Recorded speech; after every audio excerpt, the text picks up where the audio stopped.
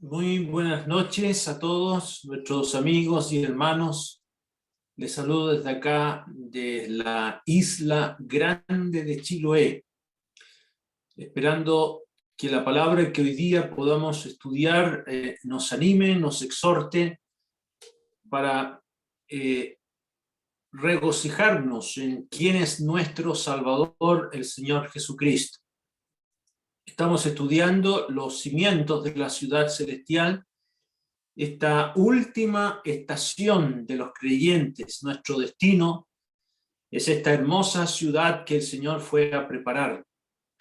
Dice en el libro de Apocalipsis, vamos a leer capítulo número 21, Apocalipsis capítulo 21, en el versículo 8, el escritor es muy franco y dice: pero los cobardes e incrédulos, los abominables y homicidas, los fornicarios y hechiceros, los idólatras y todos los mentirosos tendrán su parte en el lago que arde con fuego y azufre, que es la muerte segunda. Y aquí el Espíritu Santo, inspirando al apóstol Juan, ahí en esa isla de Patmos, le hace escribir que es imposible que a esta ciudad celestial puedan entrar las personas así categorizadas. Comienza por los cobardes, aquellos que por temor al que dirán, por temor a sufrir persecución, cuántas cobardías, y la incredulidad. Ese es el pecado imperdonable. Dios puede perdonar todo pecado, pero el que no cree no será perdonado. Y los abominables y homicidas, aquellos que están en sus pecados, no solo quienes han quitado la vida a otros, sino quienes han insultado a otros, los fornicarios y hechiceros. Ahí se habla de la fornicación, la palabra griega es porneia, y viene de ahí la pornografía, los que hacen de la pornografía su entretención y fuente de satisfacción. Y la palabra hechiceros es la palabra farmacia. Y hay muchos hoy día que usan fármacos, drogas, para escaparse de la realidad y buscar una anestesia donde refugiarse y no hacer frente a lo que pueden hacer, reconocer su debilidad y su pecado delante de Dios. Y todos los idólatras y todos los mentirosos, los idólatras, los que buscan algo sustituyendo a Dios, y los mentirosos que no admiten su pecado, que dicen que creen y después andan en cualquier otra cosa.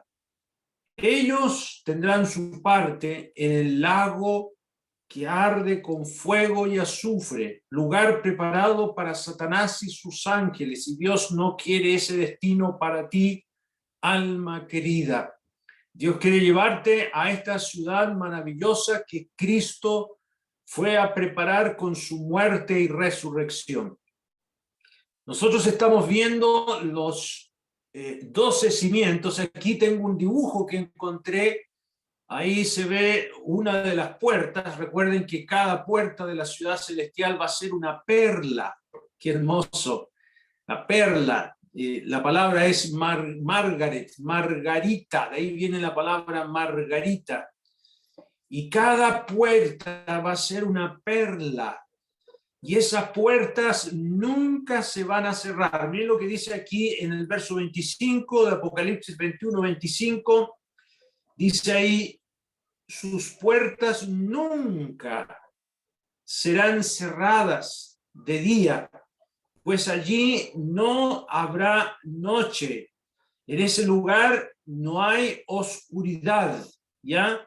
El verso 21 dice: las 12 puertas eran 12 perlas, y cada una de las puertas era una perla, y la calle de la ciudad era de oro puro. ¡Qué hermoso! Y la perla, como he mencionado en otras ocasiones, la perla es sinónimo de dolor. La perla se forma por el dolor y el sufrimiento que experimenta la ostra tratando de protegerse por una arena que ha entrado en ella. Es un molusco que produce aquello. Y produce una piedra preciosa llamada perla. Aquí tenemos del reino animal una perla.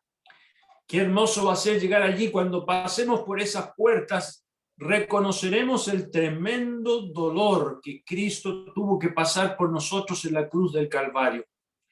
Y ahí están los cimientos. El dibujante de este cuadro que estoy mostrando colocó los 12 cimientos, uno arriba del otro. No sé si será así, no estoy del todo seguro, pero allí están esos cimientos del muro de la ciudad. Y vamos a ver de ellos más hoy día en el verso 14.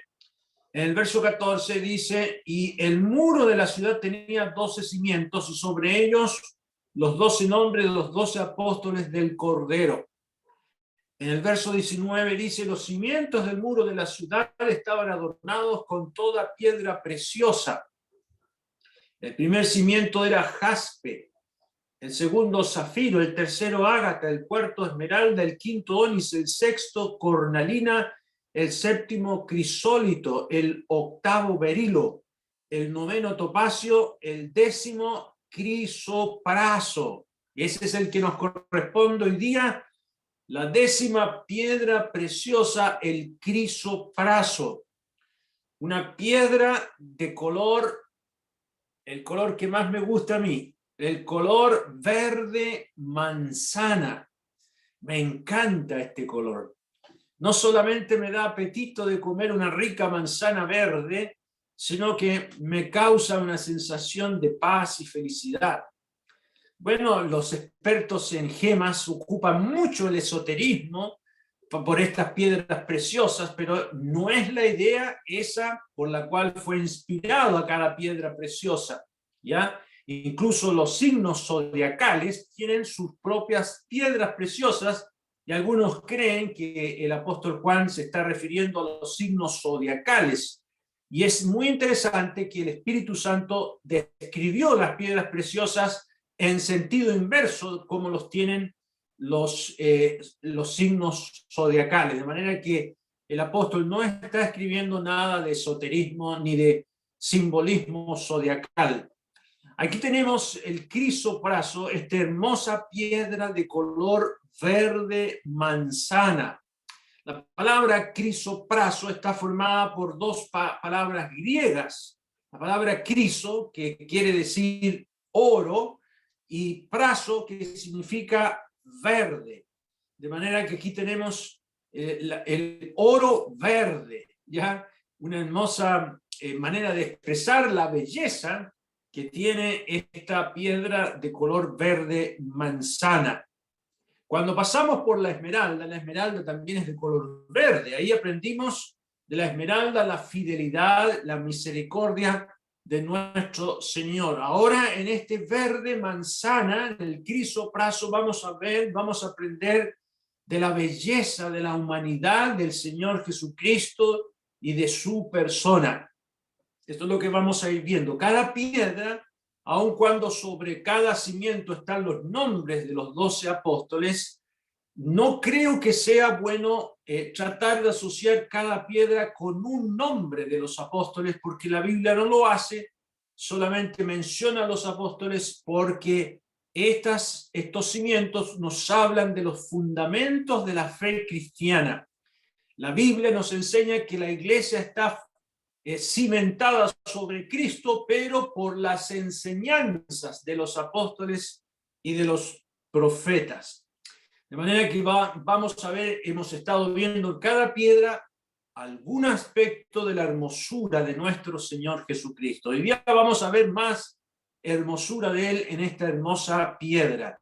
Esta piedra tan bella tiene una característica muy especial que se llama maleabilidad. Y todas las piedras calcedonias, porque esta piedra pertenece a la familia de piedras calcedonias, como es el sardio, como es el ágata, como es la cornalina, el ónice, el crisopraso, y son parientes, ¿ya? Son parientes de esta piedra. Entonces, tienen la capacidad de estas piedras, las características, aun cuando son relativamente duras en la escala Mohs, M-O-H-S, la escala de dureza de las piedras, tienen una dureza de 6,5 a 7, de manera que es bastante resistente, pero aún así puede esculpirse y puede pulirse. Es decir, se deja trabajar y es muy hermoso cómo esta piedra tan importante, tan bella, no pierde sus características en la medida que se empieza a tallar y a pulir. Entonces, es una piedra dúctil, ¿ya? Posible de ser moldeada y trabajada. El crisopraso tiene esa característica entonces de ser dúctil y adaptable.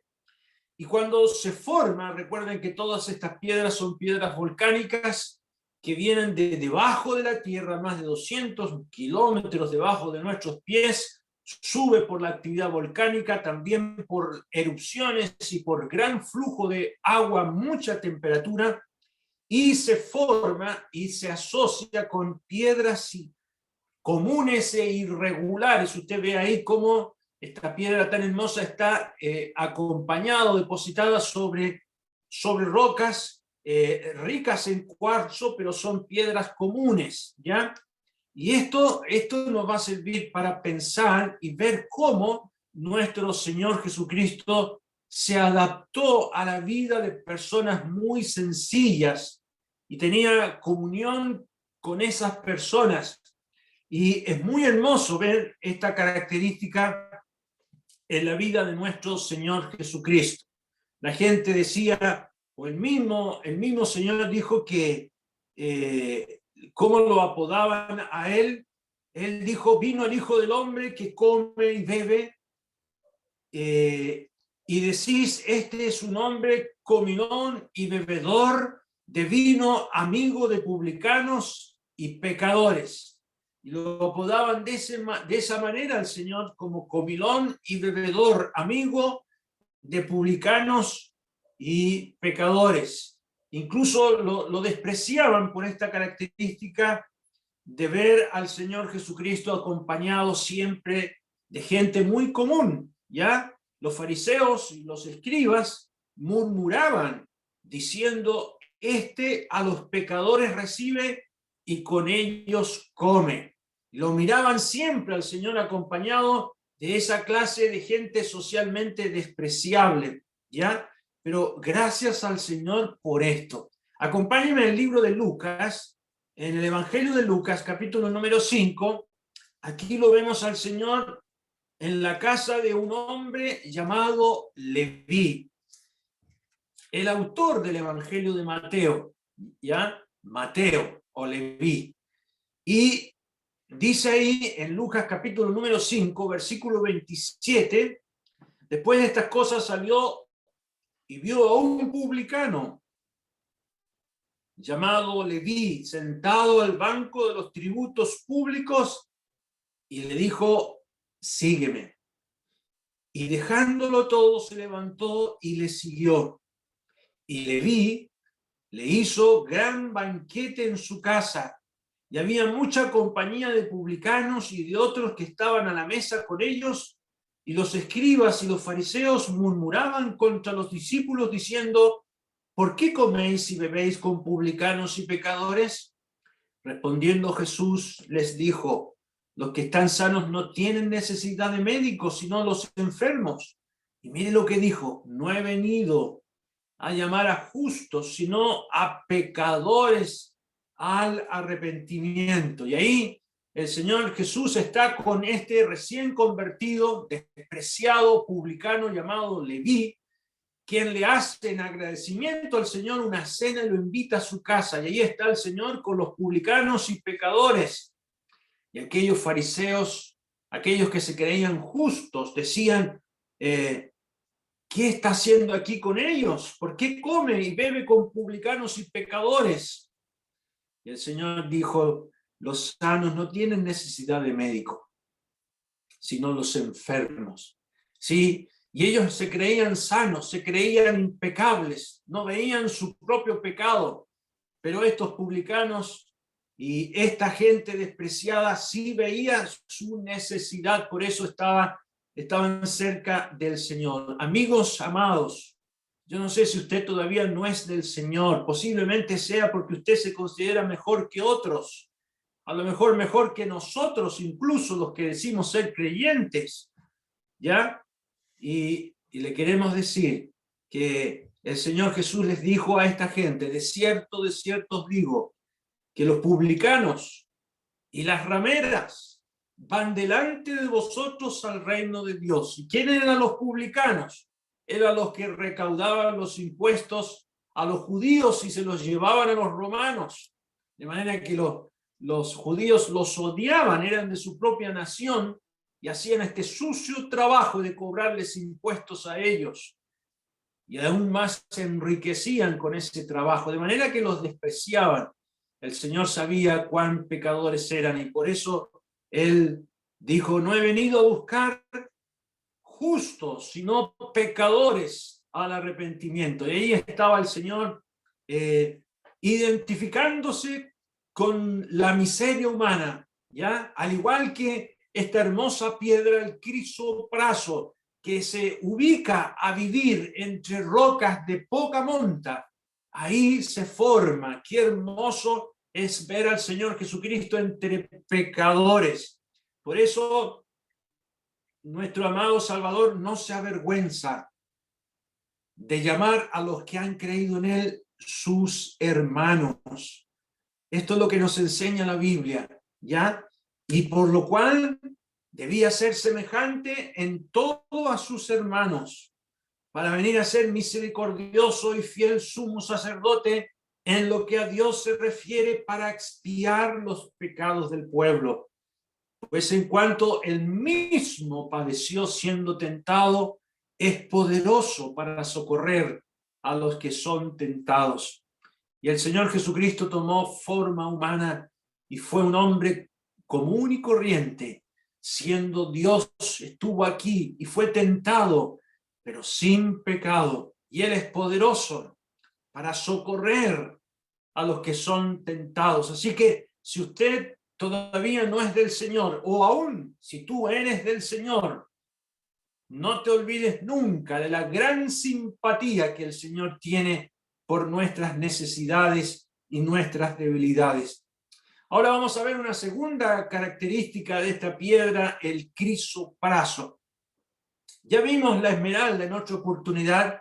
La esmeralda tiene un color verde por la presencia del cromo. La esmeralda tiene mucho cromo y tiene un color verde muy hermoso, y en ese color verde de la esmeralda, producto del cromo, estuvimos viendo de la fidelidad y de la misericordia de Dios.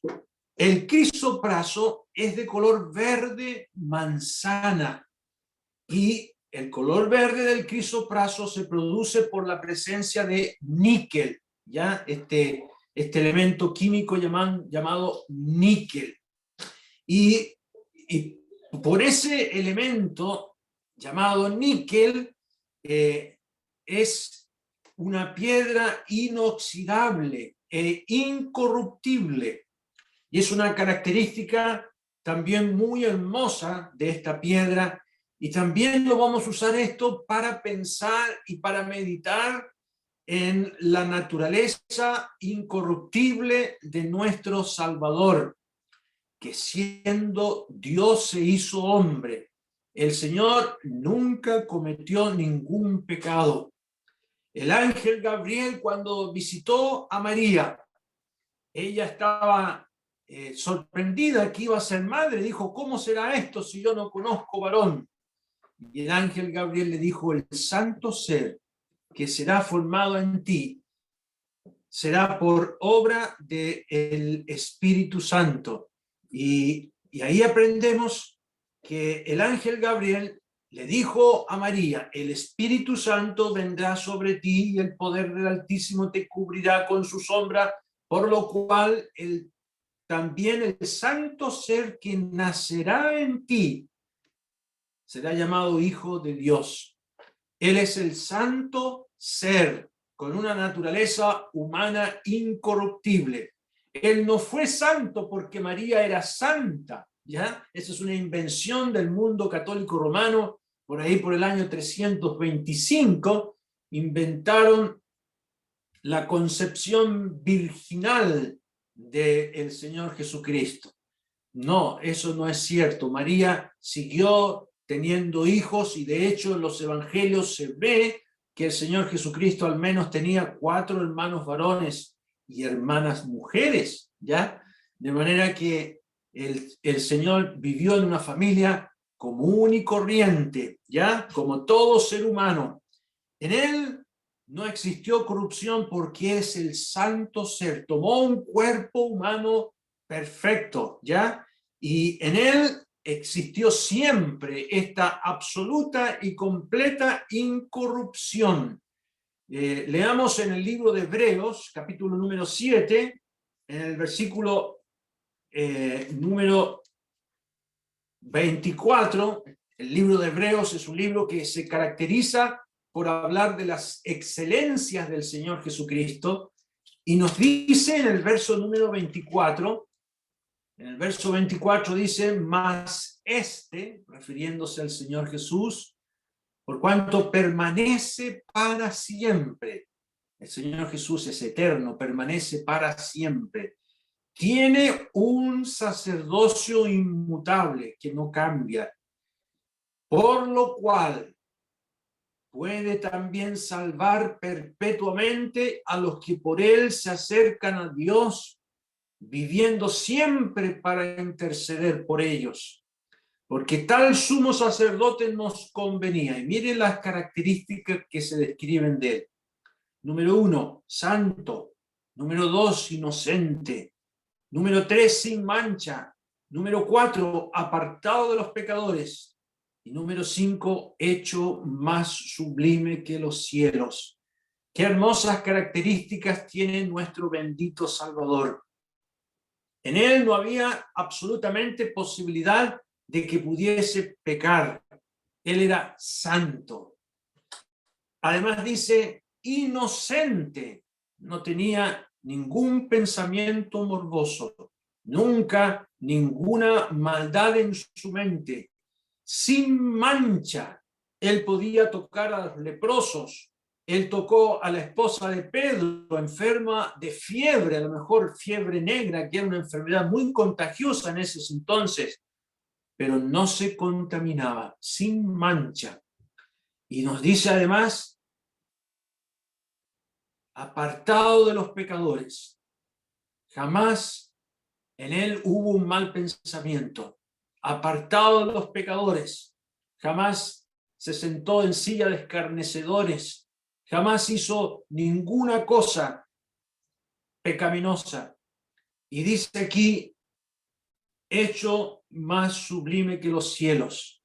Cuando los cielos, después de un día de lluvia, se despeja y se ve la claridad del horizonte, qué belleza. Así también es la naturaleza de nuestro bendito Salvador, ya totalmente impecable, incorruptible. Esa es la hermosa persona, el Salvador que los creyentes tenemos.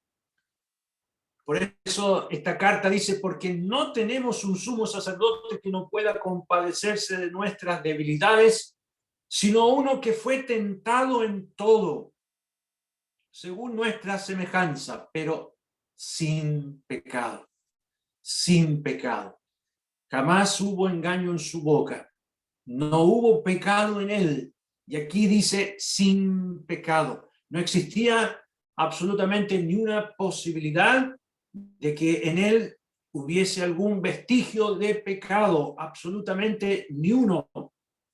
Y cuando el Señor conversaba con sus enemigos que venían a tentarle con preguntas, el Señor les dijo, ¿quién de vosotros me redarguye de pecado?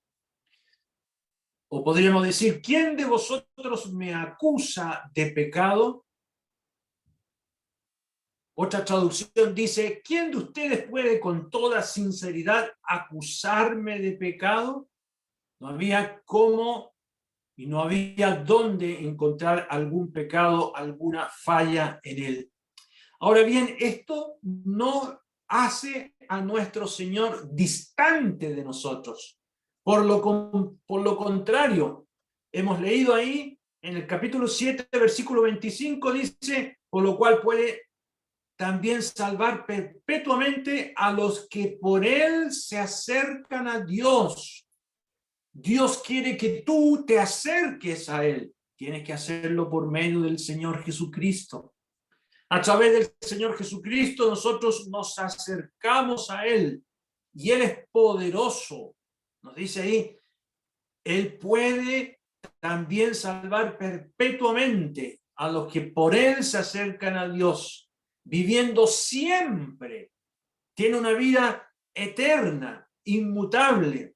¿Ya? El verso número que hemos leído, en el verso número 24, dice que él permanece para siempre con un sacerdocio inmutable. Y todo esto para bendecirnos a nosotros. Él fue sin pecado, absolutamente sin pecado, pero la Biblia nos dice también algo sublime. Es el que fue sin pecado, fue hecho pecado por nosotros. El apóstol Pablo escribe ahí en 2 Corintios capítulo 5, versículo 21, al que no conoció pecado, por nosotros lo hizo pecado, para que nosotros fuésemos hechos justicia de Dios en él. Y saben, amigos y amados hermanos, ahora los que somos creyentes podemos vivir una vida de santidad y de justicia, porque él fue hecho pecado, para que nosotros fuésemos hechos justicia de Dios en él. Hay una cuenta a favor de cada creyente llamada justicia. Ahora podemos vivir una vida agradable, justa, y el creyente ahora puede triunfar. Y solamente el creyente no querrá seguir viviendo en el pecado, porque el creyente ha muerto al pecado. El pecado es como un amo, pero ahora al recibir al Señor Jesucristo como Salvador, el creyente ya no está ligado a ese amo del pecado, porque el Señor lo ha libertado. En Romanos capítulo número 6, el apóstol Pablo pregunta, casi toda la carta de los romanos tiene preguntas, y lo hace intencionalmente el apóstol Pablo para poder enseñar. Es una forma didáctica de enseñar con preguntas, y hace aquí esta pregunta: ¿qué pues diremos? ¿Perseveraremos en el pecado para que la gracia abunde? ¿Pecaremos para que haya más gracia? Y responde en el verso 2, en ninguna manera. Porque los que hemos muerto al pecado, ¿cómo viviremos aún en él? ¿Y quiénes son los que han muerto al pecado? Los creyentes en Cristo, los que han sido comprados por la sangre del Señor Jesucristo. ¿No sabéis que todos los que hemos sido bautizados en Cristo Jesús hemos sido bautizados en su muerte? Y el bautismo aquí, yo creo que no se está refiriendo al bautismo en agua, se está refiriendo al bautismo del Espíritu Santo, cuando el Espíritu Santo nos tomó y nos incorporó en el beneficio de la muerte de Cristo, es decir, su iglesia. ¿Cómo vamos a vivir en el pecado los que hemos sido incluidos en la muerte de Cristo? Verso 4, porque somos sepultados juntamente con él para muerte por el bautismo, a fin de que como Cristo resucitó de los muertos por la gloria del Padre, así también nosotros andemos en vida nueva o en novedad de vida. Y el creyente ahora, hermanos, puede vivir la belleza del crisopraso, vivir una vida semejante a la vida del Señor Jesucristo. Versículo número 11, aquí Romanos 6, versículo 11, dice: así también vosotros consideraos muertos al pecado, pero vivos para Dios en Cristo Jesús, Señor nuestro. No reine, pues, el pecado en vuestro cuerpo mortal, de modo que lo obedezcáis en sus concupiscencias, ni tampoco presentéis vuestros miembros al pecado como instrumentos de iniquidad, sino presentaos vosotros mismos a Dios como vivos de entre los muertos y vuestros miembros a Dios como instrumentos de justicia. Esa expresión al pecado es un concepto que refleja una esclavitud. Los creyentes hemos muerto al pecado. Antes el pecado era nuestro amo, pero ahora no, porque estamos muertos en Cristo. Él murió con nosotros. Cuando Cristo estaba muriendo en la cruz, estábamos muriendo nosotros con Él. Cuando Cristo fue sepultado, estábamos siendo sepultados con Él. Y cuando Cristo resucitó, nosotros estamos resucitando con Él. Y sabe que esas tres verdades se exteriorizan en el bautismo en agua. Cuando uno es creyente y se bautiza como cristiano, simboliza una muerte, una sepultura y una resurrección. ¿Y cuándo ocurre eso? Cuando recibimos al Señor como Salvador. Muertos con Cristo, sepultados con Cristo y resucitados con Cristo.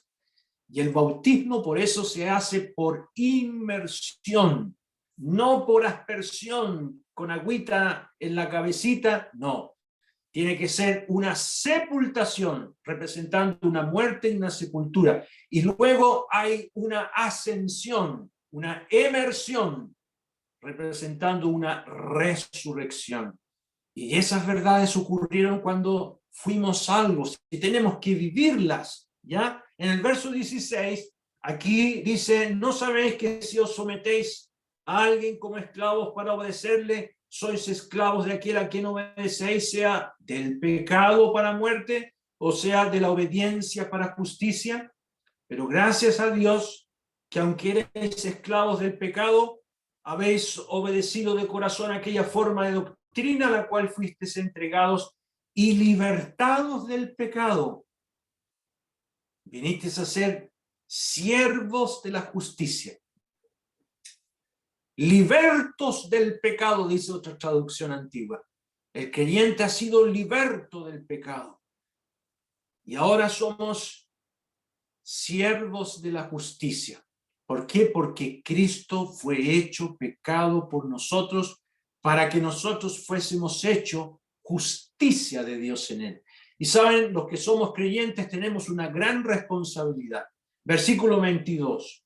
El verso 22 dice, mas ahora que habéis sido libertos del pecado y hechos siervos de Dios, tenéis por vuestro fruto la santificación y como fin la vida eterna. Ese fruto es responsabilidad nuestra. Nosotros tenemos que esforzarnos para vivir una vida agradable a Dios. Ser santo no significa tener una aureola en la cabeza y no pecar nunca. No, eso no se puede. Ser santo significa que aún siendo pecadores, pedimos perdón al Señor y seguimos adelante y ya no militamos en la carne, no queremos hacer aquello que antes nos esclavizaba. No se olvide de esto. Este verde manzana nos habla de la pureza del Señor, pureza que ahora el creyente también puede disfrutar y vivirla. Nosotros como creyentes tenemos que disfrutar el ser santos.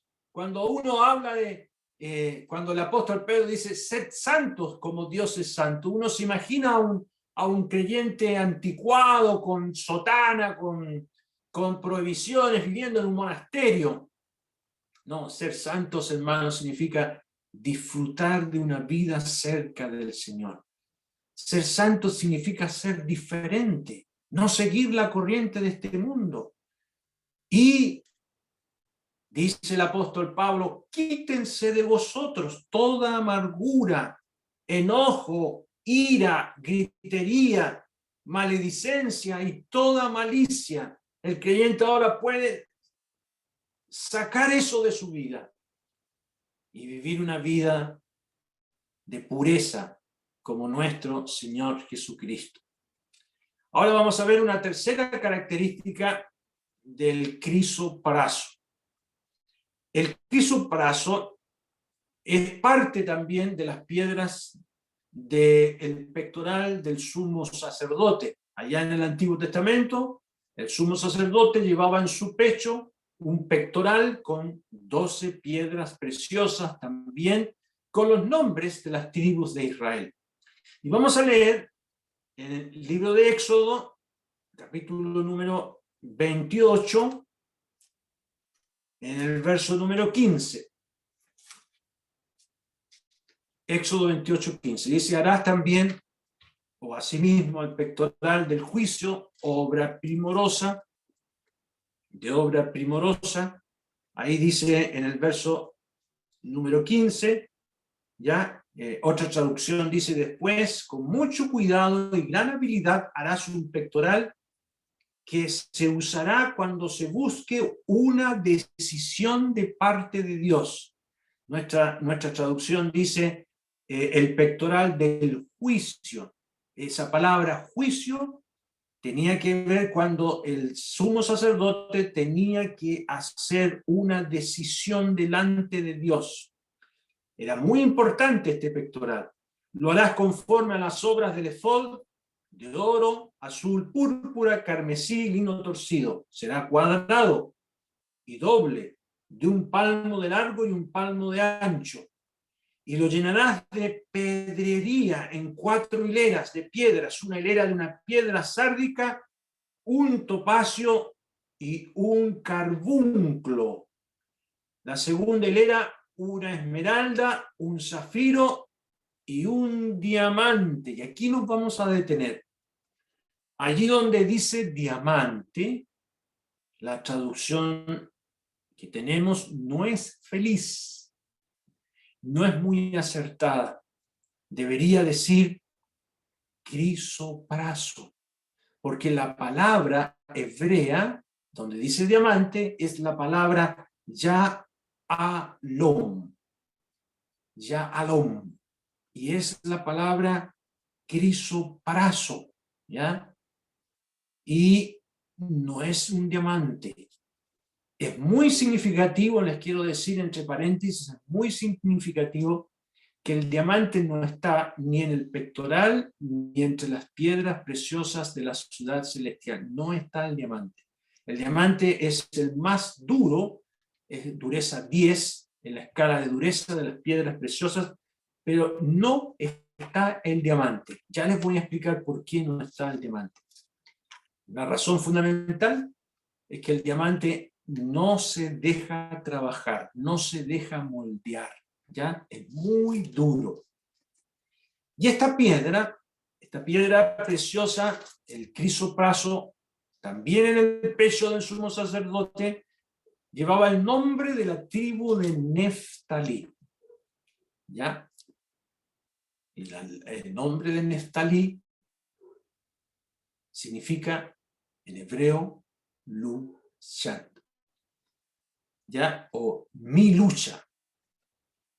Eso significa. Y fue el nombre que Raquel le puso a su hijo tras serias luchas con su hermana Lea. Recuerden que Jacob tuvo 2 esposas y ellas luchaban y combatían quién era la esposa predilecta. Entonces aquí vemos que Raquel a Neftalí le puso este nombre porque para ella era su lucha, ¿ya? Y para nosotros, bueno, estos nombres no son casualidad y nos hace pensar en una legítima lucha. Nos hace pensar en primer lugar en la lucha del bendito Salvador contra las huestes de maldad. Aquella lucha que el Señor Jesucristo tuvo que venir a realizar en la cruz del Calvario por nuestros pecados. El apóstol Pablo dice que él, despojando a los principados y a las potestades, los exhibió públicamente, triunfando sobre ellos en la cruz. El Señor Jesucristo derrotó a Satanás no cuando resucitó, sino cuando murió en la cruz del Calvario. Eso dice Colosenses 2:15. Y por eso se presenta como un vencedor en el libro de Apocalipsis, teniendo en sus manos las llaves de la muerte y del Hades. Y aquí que vivo, dice el Apocalipsis, y estuve muerto, mas aquí que vivo por los siglos de los siglos. Amén. Y tengo las llaves de la muerte y del Hades. El Señor le arrebató el poder que tenía Satanás, y ahora él, el Señor Jesucristo, tiene el poder sobre la muerte y sobre el Hades. ¿Ya? El Señor triunfó sobre Satanás, y esa lucha encarnizada en la cruz del Calvario permitió la derrota de Satanás, y fue desmantelado del poder que tenía Satanás. Así que por cuanto los hijos, dice el libro de Hebreos, participaron de carne y de sangre, refiriéndose al género humano, él, el Señor Jesús, también participó de lo mismo, para destruir por medio de la muerte el que tenía el imperio de la muerte, esto es al diablo, y librar a todos los que por el temor de la muerte estaban durante toda la vida sujetos a servidumbre. ¡Qué lucha más sorprendente! Nuestro Salvador no solamente tenía una humanidad impecable, sino que también era un paladín invencible. Él triunfó en la cruz sobre nuestro enemigo. Pero ahora, hermanos, nosotros también tenemos que emprender una lucha, los que somos creyentes. El apóstol Pedro nos recuerda esta realidad. Y el apóstol Pedro dice: amados, yo os ruego, como a extranjeros y peregrinos, que os abstengáis de los deseos carnales que batallan contra el alma. Y el creyente, aun siendo salvado y teniendo en él el Espíritu Santo, tiene que enfrentar cada día como una lucha contra esa naturaleza aún presente en nosotros, que se llama la carne. Los deseos carnales que batallan contra el alma. Y el creyente, después que dice una palabra fea o que ofende a alguien, dice: ¿por qué hice esto? ¿Por qué, Señor? ¿Por qué tengo este mal pensamiento? Es una batalla que el creyente emprende, pero no lo hace solo. Es el Señor que está con uno, ayudándonos en nuestra debilidad y intercediendo por nosotros. Ahora vamos a ver una tercera característica de esta piedra, el crisopraso. Ya dije que estas piedras de esta familia de piedras son piedras dúctiles, capaces de ser moldeadas.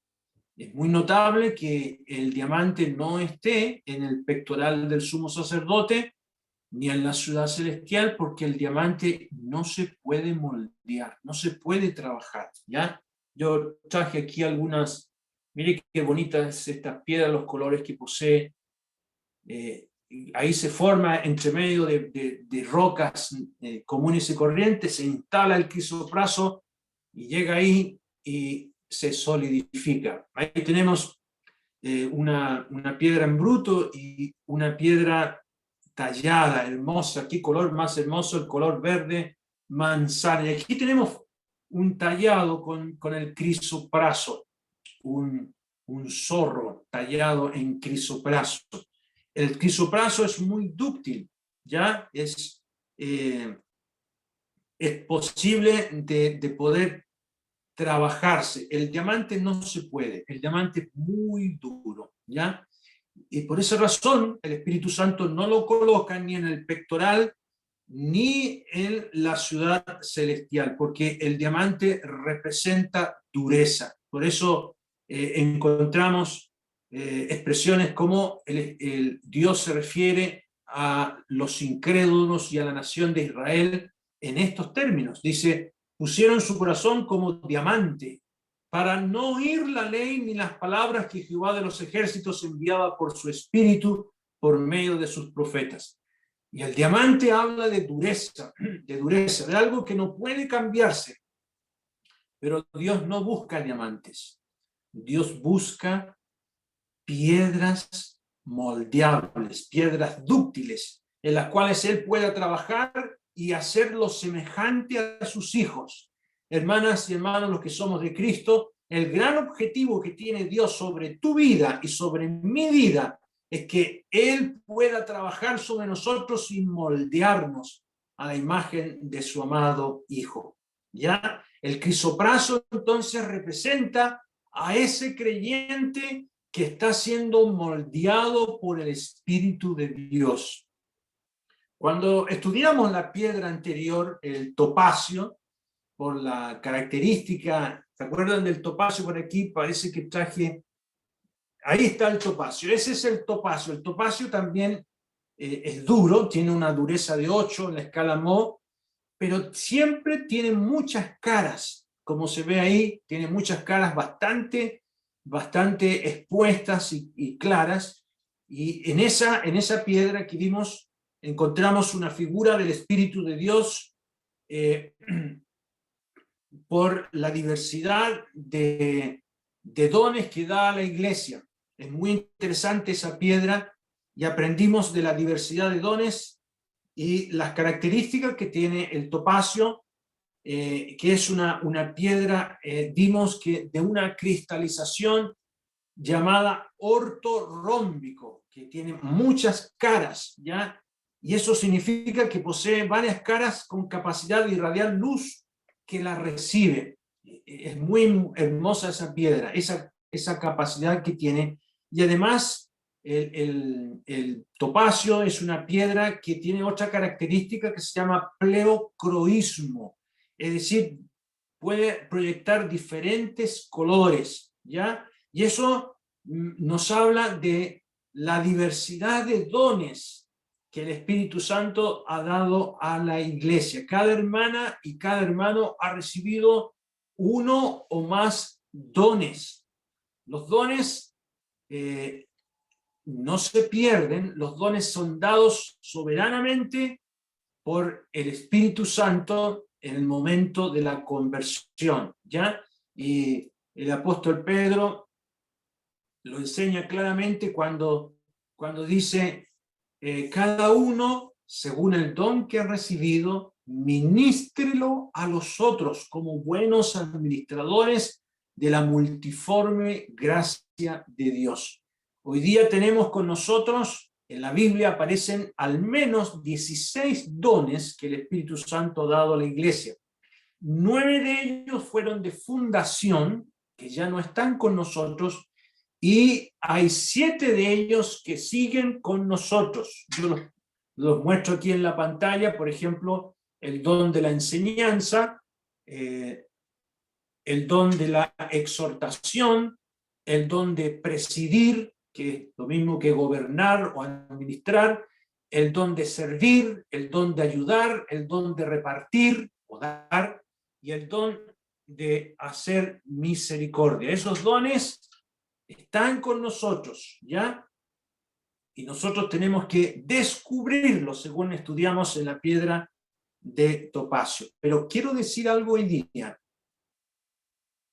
Es posible que uno tenga algunos de estos dones, pero usarlos carnalmente. Pueden abusarse los dones, como pasó con Diótrefes. Diótrefes es posible que tenía el don de la enseñanza y de la exhortación, pero usaba sus dones para causar daño a otros, ¿ya? Y este abuso de los dones es porque no se tiene el fruto del Espíritu. Y vamos a leer en Gálatas, capítulo número 5, la carta de Pablo a los Gálatas, capítulo 5, el verso 22, Gálatas 5, 22. Mas el fruto del Espíritu, fíjese que está en singular, es, no dice son, sino que es en singular, amor, gozo, paz, paciencia, benignidad, bondad, fe, mansedumbre, templanza. Contra tales cosas no hay fronteras, no hay ley, no hay restricción. Usted se puede exceder en cualquiera de estas 9 cosas y no le va a causar daño a nadie. Es fundamental entender, hermanos, la diferencia entre tener el fruto del Espíritu y tener un don. Tener un don lo puede hacer cualquier creyente porque Dios se lo ha dado. Pero poseer el fruto del Espíritu no lo puede hacer cualquier creyente. Tiene que ser un creyente como el crisopraso, un creyente moldeado, un creyente dúctil, un creyente que se asemeje a la persona del Señor Jesucristo. El fruto del Espíritu tiene que ver con la llenura del Espíritu de Dios y la libertad que tiene el Espíritu de Dios de usarnos para la gloria del Señor y para bien del pueblo de Dios. El fruto del Espíritu es del Espíritu, no es nuestro, ¿ya? La santidad es un fruto nuestro, pero el fruto del Espíritu es del Espíritu de Dios y es el obrar del Espíritu de Dios en la vida de un creyente dúctil, que se deja trabajar por Dios para asemejarse al Señor Jesucristo. Fíjense que el fruto del Espíritu tiene 9 características, ¿ya? Que son una unidad inseparable. No es que usted vaya al botiquín y diga, bueno, hoy día me falta paciencia, así que voy a tomar una pastilla de paciencia.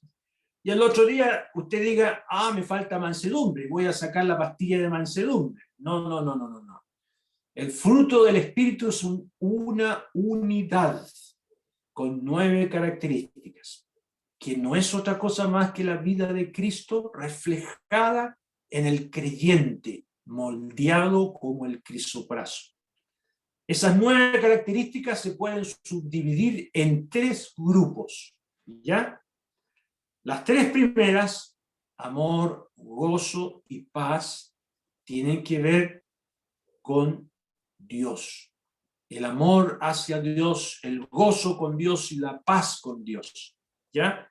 Las otras 3 características, paciencia, benignidad, bondad, tienen que ver con el trato con los demás. Y las últimas 3 características, fe, podría traducirse también como fidelidad, mansedumbre y templanza, tienen que ver con uno mismo, con el carácter propio de cada creyente.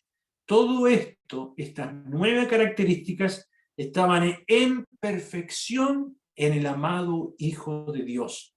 En él estaba el amor, el gozo y la paz para con Dios su Padre, la paciencia, la benignidad, la bondad para con su prójimo, la fidelidad, la mansedumbre y templanza en su propia persona. Él era el crisopaso perfecto, ¿ya? Y esos 9 aspectos estaban en la hermosa persona del Señor Jesús. De manera que un creyente con el fruto del Espíritu nunca buscará ofender a otros, ni destacarse sobre otros. Nunca querrá aplastar a otros. Estará dispuesto a postergarse para que otros crezcan. Estará dispuesto a postergarse para que otros sean felices. Su característica es el amor y termina con la templanza o el autocontrol. Qué necesario, hermanos, es que en la iglesia del Señor hayan creyentes así, capaces de tener el fruto del Espíritu, ¿ya? Es muy probable que todos los que somos creyentes y esta noche estamos conectados tengamos más de un don, pero es muy probable que no lo estemos usando porque no tenemos el fruto del Espíritu. El creyente que tiene el fruto del Espíritu es un creyente que usa sus dones, ¿ya? Puede ser el don de la enseñanza, de la exhortación, el don de presidir o gobernar, el servicio, la ayuda, el repartir, el hacer misericordia. Esos dones todavía están vigentes y Dios nos lo ha dado para que honremos su nombre y le sirvamos a Él. Ahora, solamente voy a mencionar una cuarta característica. Saben, hermanas, que el crisopraso tiene una cuarta característica. Es una piedra que se está extinguiendo. Sus yacimientos se están agotando. La mayor cantidad de crisopraso se encontró en una mina de Polonia que fue completamente agotada en el siglo XIV. Ya, y antiguamente era muy regular en Rusia, en Polonia, en India. Hoy se puede encontrar en Brasil, en Madagascar, en Estados Unidos, en Perú, en Tanzania, pero en poca cantidad, ¿ya? Y esto es muy triste, porque también podemos comparar con la falta de creyentes que reflejen la vida de Cristo en sus propias vidas. Se están extinguiendo los creyentes gobernados por el Espíritu Santo con el fruto del Espíritu. Hombres y mujeres verdaderamente espirituales se están extinguiendo. Qué triste, hermana, hermano, que pueda pasar esto en una iglesia. Hay mucha polémica entre nosotros. Algunos dicen, yo tengo la razón sobre este asunto. Y otros dicen, yo tengo la última palabra sobre este otro asunto. Y no somos capaces de postergarnos buscando el bien de otros, manifestando el fruto del Espíritu que hemos leído: benignidad, bondad, fe, mansedumbre, templanza, partiendo por el amor a Dios, por el gozo con Dios, por la paz con Dios. Eso, Dios quiera que no se extinga este fruto del Espíritu y nos caractericemos nosotros, hermanas y hermanos, por imitar a nuestro Salvador. Muy bien, hemos llegado al final de esta reunión con esta hermosa piedra color verde manzana. Se las dejo nuevamente ahí, la belleza de esta piedra. Mire qué hermoso color que nos habla de la humanidad tan impecable y hermosa de nuestro Señor Jesucristo, y cómo Él quiere que nosotros reflejemos también esta característica en nuestras vidas para su gloria. Vamos a terminar con una oración. Oremos. Padre amado, queremos darte gracias por estas lecciones que hemos aprendido hoy día de tu Hijo amado. Padre, estas piedras preciosas están ya en la ciudad celestial como cimiento, y cuando lleguemos allá, Padre, nos gozaremos de ver toda esta belleza y al mismo Señor Jesucristo en aquella ciudad celestial estará con nosotros.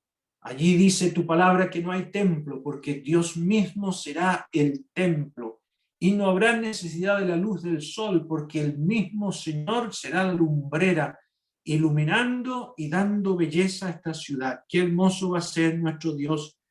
Deseamos estar allá, nuestro Padre. Esa es nuestra patria celestial. Por eso el libro de Apocalipsis termina diciendo: Señor, sí, ven pronto. El Espíritu y la esposa dice: ven. Te pedimos esto en el precioso nombre del Señor Jesucristo. Amén. Amén.